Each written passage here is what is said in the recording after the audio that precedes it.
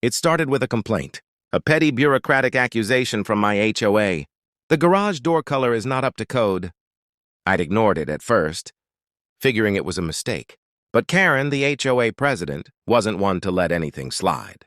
The day after I received the notice, she showed up at my door with her usual condescending smile.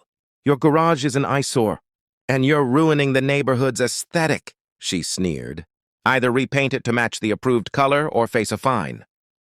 I told her I'd repaint it when I could afford the costs. But she wasn't having any of it.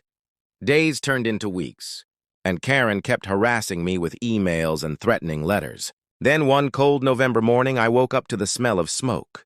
I rushed outside, only to find my garage, along with everything I'd worked for, engulfed in flames.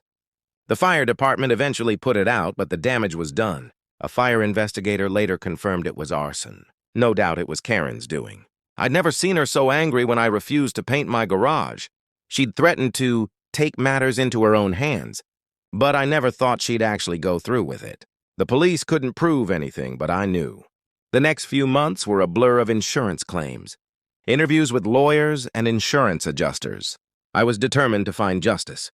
But what happened next was a twist I never expected. The day of the trial arrived. I walked into the courtroom ready to face the woman who had wrecked my life. I was expecting a battle, but nothing could have prepared me for the shock that followed. The judge's voice echoed through the room. "Karen Weaver, please step forward." I froze, my heart pounded. The Karen who'd burned down my garage, who had terrorized me for months, was now standing in the courtroom, preparing to answer for her crimes.